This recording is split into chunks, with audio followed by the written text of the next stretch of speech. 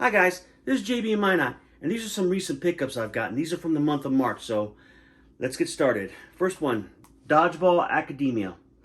You're basically a student at a dodgeball academy, and it's an RPG.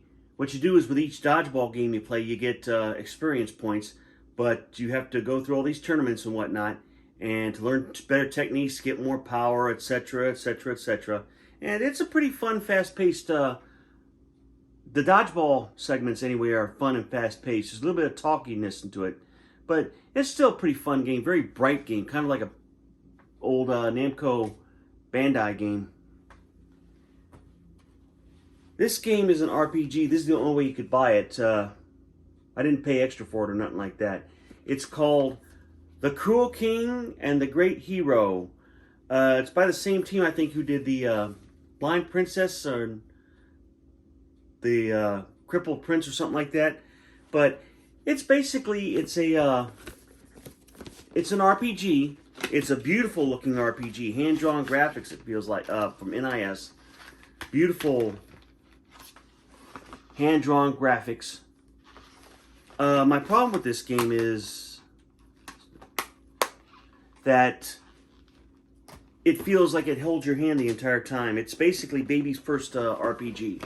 If you've never, ever, ever played a turn-based RPG before, this might be something to introduce your kids to if you want to introduce them to that. But for people who've played before, there's a digital soundtrack. And here's a storybook. And it looks and plays like a storybook. It's very, like I said, it's a beautiful game, but it's for babies. It's basically an RPG for very first-timers. Very basic, so, and it's not very challenging so far. Next we have Disco Elysium. You're this cop who's woken up with amnesia, and you're walking around trying to get clues as to what's going on, and it's kind of got RPG elements to it. I guess the more of these stats you build up, the easier it is to solve the crime, but there's that. I think the controls on this game are kind of sluggish, and there's a lot of conversation that you can't really avoid.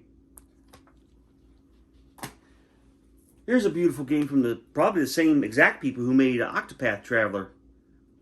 Triangle Strategy. This is a strategic RPG,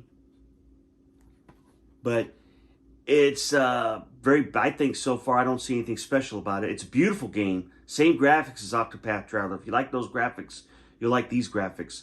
From Square Enix. Tandem, A Tale of Shadows. This is an excellent puzzle game. What you have is this little girl and her teddy bear trying to escape this area, this nightmare world. And from the teddy bear's perspective, it's a side-scrolling. And what you do with the teddy bear is you have him find switches. And once he hits that switch, it switches to a top-down perspective of the little girl in color. And what she has to do is she has to escape through whatever she needs to go to and press switches to help the teddy bear up top. So it swaps perspectives. With the teddy bear, it's side-scrolling. And with the little girl, it's top-down. And you have to press each of them have to press switches to help the other move along and to escape certain traps and to escape certain enemies. It's a very cool game. It's a great puzzle game. I love it. I bought this for cheap. Spirit, Lucky's Big Adventure. It's a, I think it's kind of a horse maintenance type game, but I think there's an adventure to it too. I think there's like an actual quest in there, so. Assassin's Creed, the Ezio Collection.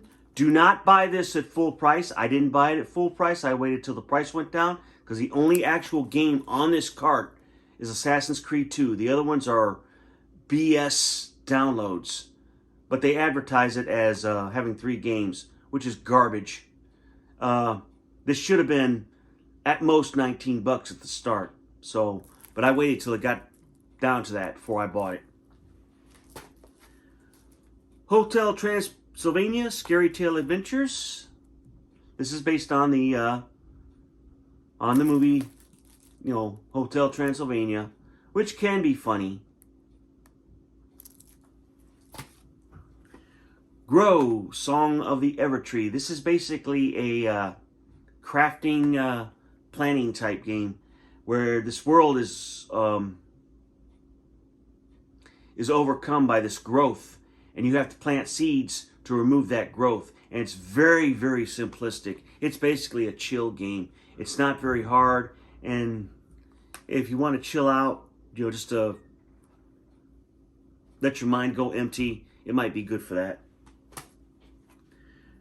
Kirby and the Forgotten Land. This is a 3D Kirby adventure. I can't believe I haven't played this yet. I love Kirby games. I have to get on it. I'm a little bit behind, but I will play this because I love Kirby, even though the games are sometimes a little easy. Ultimate Chicken Horse Anniversary Edition.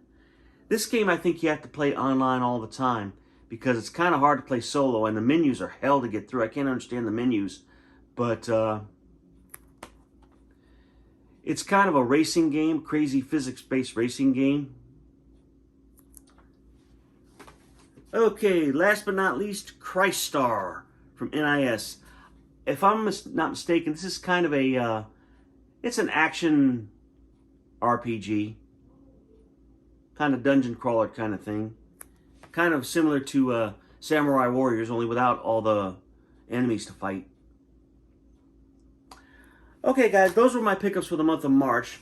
I'm sorry it took so long to get to them. I've been adulting these past couple of months. I got sick and whatnot. Anyway, I want to thank all my viewers from the last video I did. I've gotten almost 200 views. Hopefully I get even more for this one.